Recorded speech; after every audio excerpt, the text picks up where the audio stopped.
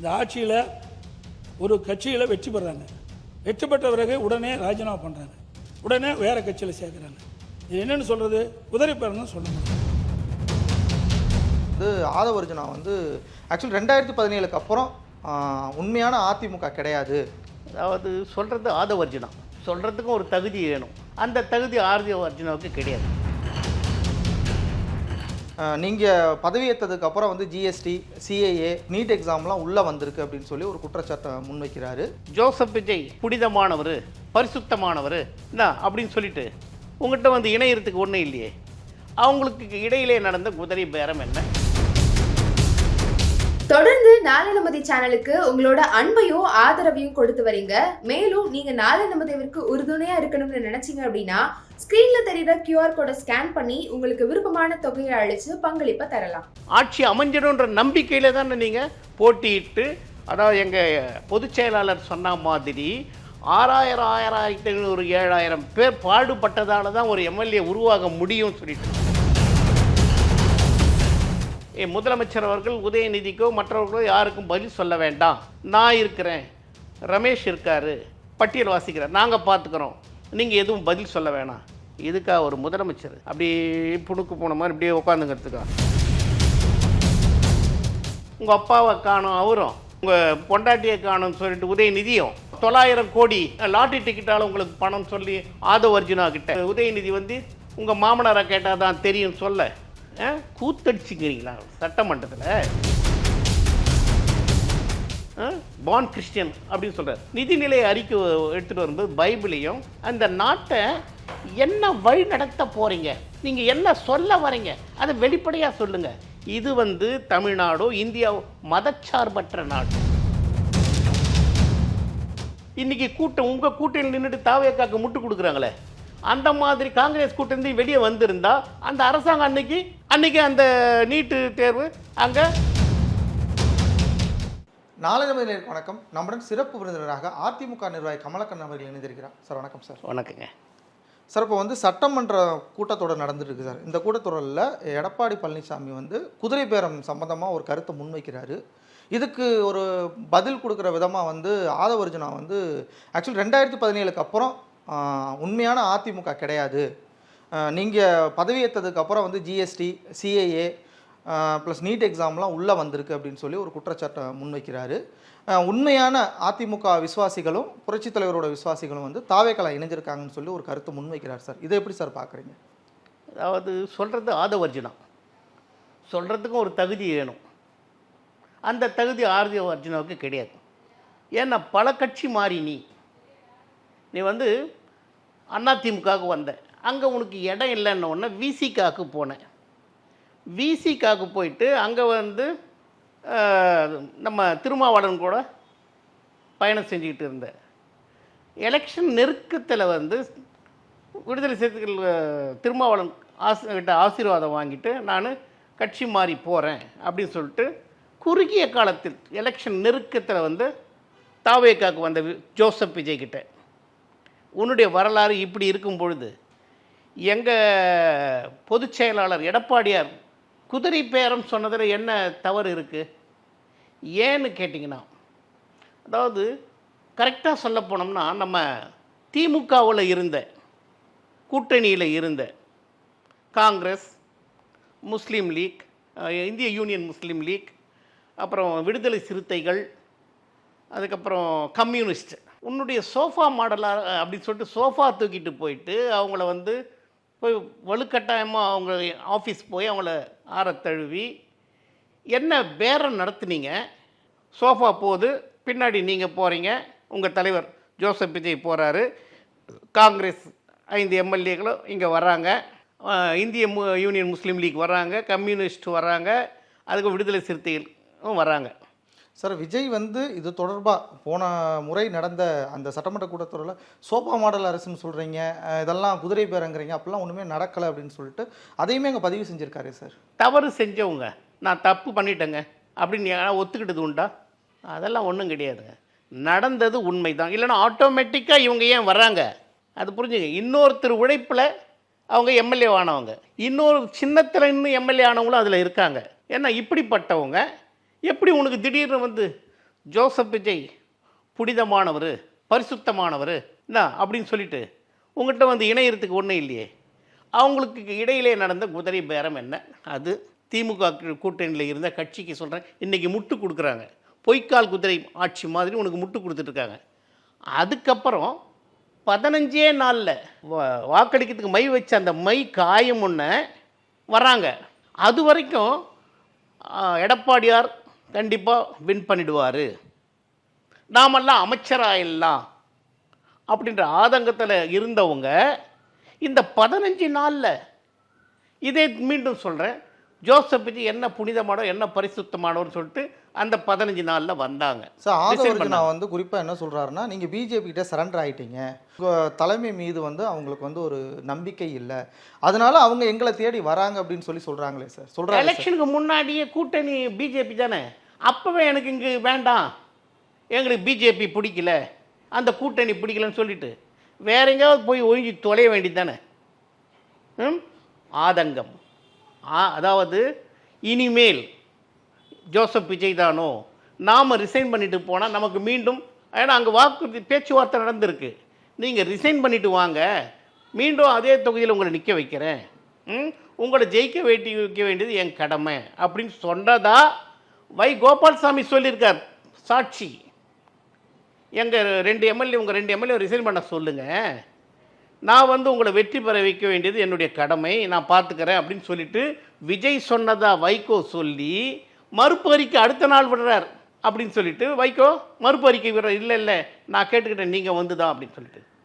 அதனால் இது வந்து நிச்சயமாக குதிரை பேரம்ன்றது இதெல்லாம் சாட்சியாக இருந்துக்கிட்டு இருக்குது.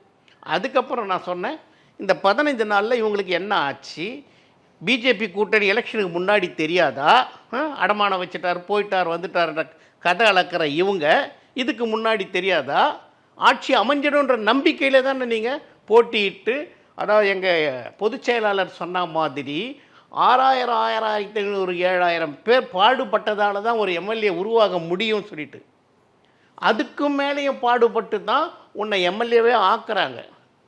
அவங்க மனோநிலைமை என்ன, உனக்கு ஓட்டடிச்சாங்களே அவங்களுடைய மனோநிலைமை என்ன, இதெல்லாம் நீங்கள் யோசிக்காமல் நாம் இனிமேல், ஏன்னா திடீர்னு ஒரு 2.5 வருஷத்தில் ஒரு கட்சி ஆட்சி 108 எம்எல்ஏக்களை பெறுது, ஒரு கவர்ச்சி, ஒரு ரசிப்புத்தன்மை, நல்லா டான்ஸ் ஆடுவார் விஜய் என்ற ஆர்வத்தில் சினிமா 69 படத்தில் எதுவும் சிறந்த படம், மக்களுக்கு கருத்து சொல்கிற படம் ஒன்றுமே கிடையாது.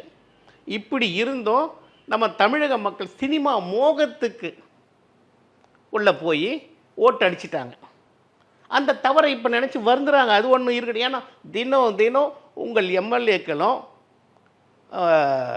முதலமைச்சர் ஜோசப் விஜய் நடந்துக்கிற சட்டமன்றத்தில் நடந்துக்கிற விதம் சட்டியில் இருந்தால் தானே அகப்பையில் வரும். நேரலையில் விட்டதே கிடையாது சட்டமன்ற கூட்டத்தொடரை.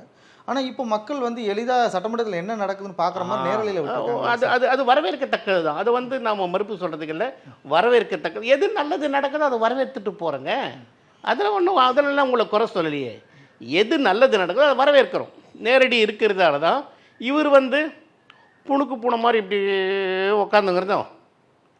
ஆதவ அர்ஜுனா தீர்மானம் என்னென்னு, முதலமைச்சர் அவர்கள் உதயநிதிக்கோ மற்றவர்களோ யாருக்கும் பதில் சொல்ல வேண்டாம், நான் இருக்கிறேன், ரமேஷ் இருக்கார், செங்கோட்டை அண்ணன் இருக்கார், ஆனந்த் அண்ணன் இருக்கார், இப்படி பட்டியல் வாசிக்கிறார், நாங்கள் பார்த்துக்குறோம், நீங்கள் எதுவும் பதில் சொல்ல வேணாம்.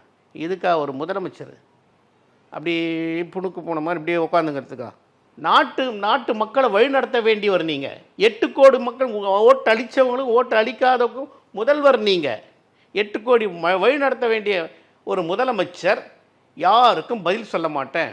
காலையில் சட்டமன்றம் வருவேன், 6 மணிக்கெல்லாம் வீட்டுக்கு போயிடுவேன், நைட்டில் ஸ்கிரிப்ட் எழுதி எங்கேயாவது ஒரு கூட்டம் அந்த ஸ்கிரிப்டை வந்து படிச்சிடுவேன், இல்லைன்னா சட்டமன்றத்துக்குள்ளே வந்து சேர்த்து படிச்சிடுன்னு சொல்லிட்டு. ஏன்னா உங்கள் அப்பாவை காணும் அவரும், இவர் வந்து உங்கள் பொண்டாட்டியை காணும்னு சொல்லிட்டு உதயநிதியும், அதுக்கப்புறம் 900 கோடி லாட்ரி டிக்கெட்டால் உங்களுக்கு பணம் சொல்லி ஆதவ அர்ஜுனா கிட்ட, அதுக்கு வந்து உதயநிதி வந்து உங்கள் மாமனாரை கேட்டால் தான் தெரியும் சொல்ல. இது ஆதவ அர்ஜுனா வந்து எனக்கு இது தெரியாது, உங்கள் அப்பா இங்கே இல்லை, வீட்டில் போய் கேட்டு சொல்லுங்கள், உங்கள் அப்பாவுக்கு தான் தெரியும் அவர் சொல்ல. இங்கே என்ன கூத்தடிச்சுக்கிறீங்களா சட்டமன்றத்தில்? நாட்டு மக்களுக்கு பணியாற்ற வேண்டிய சட்டமன்றம் அங்கே வந்து கூத்தடிக்கிறாங்க எல்லா எம்எல்ஏக்களும் சேர்ந்து. மரியன் வில்சன் தமிழை பழிக்கிற மாதிரி, நான் தமிழை விட பைபிளில் நிறைய படிச்சிருக்கேன், நான் வந்து ஒரு பிறப்பால கிறிஸ்டியன், பார்ன் கிறிஸ்டியன் அப்படின்னு சொல்கிறார். பார்ன் கிறிஸ்டியன் தான் தமிழ் தான்டா, நீ தமிழன் தானே. அதோ நீ வந்து இங்கிலாந்து கிறிஸ்டியன்கனோ இல்லை ரோம் கிறிஸ்டியனோ, ரோமில் நாட்டில் இருந்த கிறிஸ்டியனோ கிடையாது. பார்ன் நீ தமிழன். அதுக்கப்புறம்தான் உனக்கு கிறிஸ்துவ மதம். எனக்கு வந்து அதில் வந்து எல்லாம் சொல்லி கொடுத்துருக்கு. தமிழை விட அதில் நான் படிச்சிருக்கேன். தமிழை 2500-3000 ஆண்டுகளுக்கு முன்னாடி திருவள்ளுவர் எவ்வளவோ எழுதி வச்சுட்டு போயிட்டார். தியாகம், தர்மம், இதெல்லாம் பற்றி அவர் எழுதி வச்சுட்டு போயிட்டார். சார், இப்போ தமிழ் தாய் வாழ்த்து தீர்மானத்தை அதிமுக ஒரு மனதாக அது ஆதரவு தெரிவிச்சிட்டாங்க. ஆமாங்க. இருந்தாலும் இன்னைக்கு இந்த குதிரை பேரம் விவகாரம் போகும்போது சிடி நிர்மல்குமார் வந்து சொல்கிறாரு, உங்கள் மேலே அதிருப்தி இருக்குது, குறிப்பாக வந்து கூவத்தூர் நடந்த மாதிரிலாம் இங்கே எதுவும் நடக்கலை அப்படின்னு சொல்லிட்டு ஒரு பெரிய ஒரு குற்றச்சாட்டை முன்வைக்கிறாரு சார். தமிழ் தாய் வாழ்த்துக்கு இவங்க ஆதரவு தெரிவிக்கிறது இப்போ அது தேவையே கிடையாது. ஏன்னா புரட்சித் தலைவர் அம்மா இருக்கும்பொழுது அவங்க சட்டமாக இயற்றிட்டாங்க.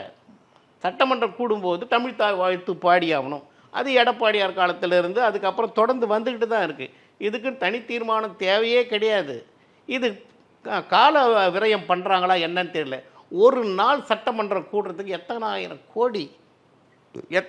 கோடி செலவாகுதுன்றது பாருங்கள். பொதுமக்களை வச்சு பேசுறதுக்கு அங்கே நீங்கள் கூத்தடிக்கிற வேலை வச்சுக்காதீங்க. இவர் கூவத்தூர் அப்படின்னு சொல்லிட்டு நிர்மல்குமார் அந்த ஆளு கதையை பார்த்தா பிஜேபியில் இருந்து அமமுக போய் அமமுகலேருந்து அதிமுக இல்லை என்ன ஒன்று இங்கே தாவேக்கு குறுகிய காலத்தில் வந்தாங்க. அந்த குறுகிய காலத்தில் நம்ம ஜோசப் விஜயை பற்றி என்ன படிச்சுக்கிட்டாங்கன்னு தெரியல. ஜோசப் விஜய் அவர் அலுவலகத்தில் சிலுவை வச்சு அதில் கேமரா ஃபோக்கஸ் வச்சு அவரை முகத்தை காட்டுற மாதிரி பண்ணுறாங்க. அதுக்கடுத்தது இவர் வந்து நிதிநிலை அறிக்கை எடுத்துகிட்டு வரும்போது பைபிளையும் அந்த சாண்டிங் பண்ணுற மணி இதையும் கொண்டு வந்து அந்த நாட்டை என்ன வழி நடத்த போகிறீங்க, நீங்கள் என்ன சொல்ல வரீங்க அதை வெளிப்படையாக சொல்லுங்கள். இது வந்து தமிழ்நாடோ இந்தியாவோ மதச்சார்பற்ற நாடு. எல்லாம் மாமன் மச்சான் அண்ணன் தம்பி இப்படி உறவு கொண்டாடுற ஒரு நாடு தமிழ்நாடு. இந்த நாட்டில் நீங்கள் எதை வலியுறுத்தி கொண்டு போகிறீங்க, எந்த வழியை நோக்கி கொண்டு போகிறீங்க இது தெரிய வரல. ஏன்னா அதே மாதிரி தான் நம்ம சபாநாயகரும்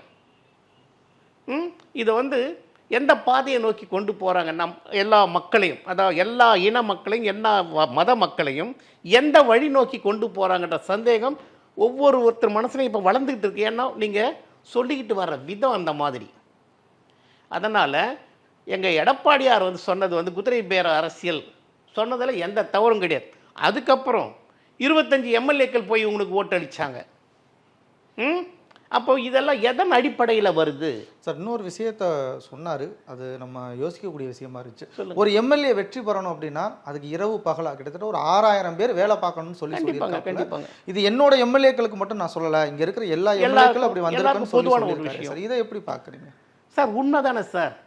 ஒரு கட்சியை சட்டமன்ற உறுப்பினர் நிற்கிறதுக்கு எத்தனை ஆயிரம் பேர் பாடுபடுறாங்க, எவ்வளோ கூட்டம் நடத்துகிறாங்க, எவ்வளோ ஆலோசனை கூட்டம் நடத்துகிறாங்க, எத்தனை பேர் பணியாற்றுறாங்க அப்படின்னு பார்க்கும்பொழுது இரவு பகல் பாராமல் ஒவ்வொரு வீடாக சென்று தெருமுனை கூட்டங்களை நடத்தி வீதி வழியாக பிரச்சாரம் செஞ்சு மசூதிகள், தேவாலயங்கள், கோயில்கள் இங்கெல்லாம் போய் வாசலில் நின்று துண்டு பிரச்சாரம் கொடுத்து அங்கே வாக்கு சேகரிக்கிறது எப்படின்னு பார்க்கும்போது அவர் சொன்னது குறைகள் கூட சொல்லாங்க. 6000-10,000 பேர் உழைச்சாதான் ஒரு சட்டமன்ற உறுப்பினரோ ஒரு பாராளுமன்ற உறுப்பினரோ உருவாக்க முடியும். இதுதானங்க உண்மை. இதில் என்ன அவர் தவறு சொல்லிட்டாரு? நீங்கள் வந்து என்ன பண்ணியிருக்கணும்? 107 ரிசைன் பண்ணிவிட்டு மீண்டும் தேர்தலை சந்திச்சிருக்கணும். இவங்க திமுக கட்சியில் இருந்து கூட்டணியில் இருந்து ஜெயிச்சவங்களெல்லாம் முட்டு கொடுக்க வச்சு உனக்கு 107 இருக்குது, இத்தனை பேர் ரிசைன் பண்ணி அந்த எலெக்ஷனை சந்திச்சா நாம் வந்துடுவோம், நாம் வர வைப்போன்ற ஒரு இதில் கான்ஃபிடென்ட்டில் வந்து இவங்களெல்லாம் ரிசைன் பண்ண வச்சு இதையெல்லாம் பண்ணி திரும்ப 118க்கு நாம் தனித்துவமாக ஆளுங்கட்சியாக வந்துடும்ன்ற ஐடியாவில் பண்ணுறது தானே. இன்னும் சொல்ல போனாங்க, ஜோசப் விஜய் மேலே ஒரு சந்தேகமே இருக்குது. என்னன்னு கேட்டிங்கன்னா, கொடநாட்டில் வந்து அப்பாவும் பிள்ளையும் ஒரு பட விஷயமா காத்திருந்து நீங்கள் வந்து, ஏன்னா அவருடைய படப்பிரச்சனை வரும்பொழுதெல்லாம் அதிமுக ஆட்சி, இதை வந்து அவங்க சரி பண்ணி கொடுத்தாங்க. இதை பழி வாங்கும் நோக்கோட எனக்கெல்லாம் உண்மையாக அந்த சந்தேகம் உண்டு. அதிமுகவையே அழிச்சு காட்டுறேன் பாரு அப்படின்ற கங்கணம் கட்டிக்கிட்டு நீங்கள் இந்த மாதிரி எல்லாரையும் இழுக்கிறாங்களான்ற எண்ணம் மேலோங்கி இருக்குது சார். இப்போ வந்து ஆதவர்ஜுனா பேசும்போது ஒரு வார்த்தையை சொல்லியிருக்காரு, அம்மா ஆட்சி காலத்தில் இந்த மாதிரி ஜிஎஸ்டி சிஏ எல்லாம் வரல, அதனால தான் எங்கள் முதல்வர் வந்து நீர்த்து போன கட்சி அப்படின்னு சொல்லிட்டு உங்களை விமர்சனம் பண்ணாருன்னு சொல்லி ஒரு குற்றச்சாட்டையும் வச்சுருக்காரு சார். நீட்டு தேர்வு வந்து இந்தியா முழுமைக்கான தேர்வு. +2ல் நிறைய மார்க் வாங்கிட்டு அப்படியே மருத்துவம் சேர்ந்த காலங்கள் உண்டு. அந்த காலங்களில் மருத்துவக் கல்லூரி வச்சுருந்தாங்க பாருங்கள், பண முதலாளிகள் MBBSக்கு பல கோடி வியாபாரம் பேசி சேர்ந்த காலங்கள் உண்டு. ஏழை மாணவர்கள் அந்த பக்கம் நெருங்கியே பார்க்க முடியாது. இன்றைக்கி விஞ்ஞான முன்னேற்றம் கூட வச்சுங்க. அதுக்கு முன்னாடி தபால் அலுவலகத்தில் தந்தி இருந்தது, நடைப்பயணமாக போவாங்க. ஒரு விஷயம் சொல்ல எல்லாம் மாட்டு வண்டியில் போவாங்க, குதிரை வண்டியில் போவாங்க, அப்புறம் பஸ்ஸு வந்துச்சு, அப்புறம் ரயில் வந்துச்சு, அப்படி விஞ்ஞான முன்னேற்றம் ஃப்ளைட் வந்துடுச்சு, ஜெட் அப்படி மின்னல் வேகத்தில் போகிற எல்லாமே வந்துடுச்சு, செல்ஃபோன் வந்துடுச்சு. இந்த விஞ்ஞான அறிவெல்லாம் ஏற்றுக்கும் பொழுது ஒரு மனித உயிரை வந்து மருத்துவர்கள்கிட்ட ஒப்படைக்கிறாங்க. கடவுளுக்கு அடுத்து டாக்டர்கள் தான் கடவுளாக என் குழந்தைய காப்பாற்றுங்க, எங்கள் அப்பா அம்மாவை காப்பாற்றுங்க, எங்கள் சொந்தங்களை காப்பாற்று, கடவுள் மாதிரி டாக்டர்களை வணங்குறாங்க. நோய்வாய்ப்பட்டவங்க, குடும்பத்தை சார்ந்தவங்க. ஒரு எக்ஸ்ட்ரா ஒரு எக்ஸாம் இதுதானே. நீட் எக்ஸாமுக்கு வந்து இனிமேல் தடை செய்ய முடியாது அப்படின்றதுக்கு காங்கிரஸ் திமுக ஆட்சியில் தான் இந்த நீட்டே கொண்டு வரப்பட்டது. அன்னைக்கு தடை விதிக்கல, திருடர்கள் முன்னேற்ற கழகத்தை சார்ந்தவங்க, தில்லுமுள்ளு கட்சிக்காரங்க அன்னைக்கு தடை விதிக்கல, காங்கிரஸ் கூட சேர்ந்து அந்த நீட்டு தேர்வை கொண்டு வந்தாங்க. இதை வந்து நீட்டு தேர்வு வேண்டான்னு சொல்லிட்டு உச்சநீதிமன்றம் வரைக்கும் போகும்போது நம்ம சிதம்பரம் மனைவி, அந்த அம்மா பேர் நல்ல பேருங்க, அவங்க வந்து வாதிட்டு அவங்க சொல்லிட்டு வராங்க, நீட்டு தேர்வை இனிமேல் நாம் எதுவுமே கொண்டு வராமல் இருக்கிறதுக்கு எந்த பண்ணவே முடியாது, அதனால் கண்டிப்பாக நீட்டு தேர்வு இருக்கத்தான் செய்யும் அப்படின்னு சொல்லிட்டு அவங்க உறுதியாக சொல்லிட்டு போயிட்டாங்க. எந்த ஆட்சி வந்தாலும் இனிமேல் நீட்டு தேர்வை ரத்து செய்ய முடியாது அப்படின்ற காலத்தில் இதுக்கு ஒரு முன்னுதாரணமாக எந்த மாநிலத்திலும் இல்லாத அளவுக்கு எங்கள் பொதுச் செயலாளர் எடப்பாடியார் 7.5% உள் ஒதுக்கீடு பெற்று அந்த மாணவர்கள், ஏழை மாணவர்கள் எந்தவித செலவுமின்றி உடையில் இருந்து உண்ணும் இடம் இருந்து தங்கும் இடத்துல இருந்து படிப்பு செலவிலிருந்து எல்லாமே அரசு சார்ந்த பள்ளியில் படித்த மாணவர்கள், குடிசையில் வாழ்ந்த பரோட்டா மாஸ்டர் பையெல்லாம் MBBS ஆகியிருக்காங்க. அந்த மாதிரி உருவாக்கி கொடுத்தவர் எங்கள் பொதுச் செயலாளர் எடப்பாடியார். அதை கண்டிப்பாக எந்த மாநிலத்திலும் இல்லை. மீண்டும் ஆட்சிக்கு வந்திருந்தால் எடப்பாடி 10% கொண்டு போயிருப்பார். சார், இப்போ வந்து நீட்டை கொண்டு வந்தது வந்து காங்கிரஸ் தான் ஆமாம் அப்படின்னு சொல்லி இப்போ ஏவாவேலு, முன்னாள் அமைச்சர் ஏவாவேலு இன்னைக்கு சட்டமன்றத்தில் சொல்லியிருக்காரு. திமுகவும் சேர்ந்து காங்கிரஸ் தான் கொண்டு வந்திருக்குன்னு ஏவாவேலு சொல்கிறாரு. ஆனால் இத்தனை நாள் அவங்க ஆட்சி காலத்தில் கூட தான் இருந்தாங்க. அப்போல்லாம் அந்த வார்த்தைகள் சொல்ல, ஒருவேளை காங்கிரஸ் தாவேகா பக்கம் போய் இணைஞ்ச உடனே இந்த குற்றச்சாட்டை வைக்கிறாரா? நான் என்ன சொல்லலாம், ஏவாவேலுக்கு நீட்டு நாங்கள் கொண்டு வரல, காங்கிரஸ் வெளிநடப்பு செஞ்சு வர வேண்டியது தானே. இன்றைக்கி கூட்டம் உங்கள் கூட்டணியில் நின்றுட்டு தாவேக்காக்கு முட்டு கொடுக்குறாங்களே, அந்த மாதிரி காங்கிரஸ் கூட்டணி வெளியே வந்திருந்தால் அந்த அரசாங்கம் அன்னைக்கு கவிழ்ந்திருக்கும். அன்றைக்கி அந்த நீட்டு தேர்வு அங்கே அங்கீகாரம் பெற்றிருக்காது, சட்டம் இயற்ற முடிஞ்சாது. அன்னைக்கு இன்றைக்கி தான் ஞானோதயம் வந்த ஏவாவேலுக்கு. அந்த ஆள் அதிமுகலேருந்து போனவன் தான். அந்த ஆளுக்கு இன்றைக்கி தான் ஞானோதயம் வந்ததா?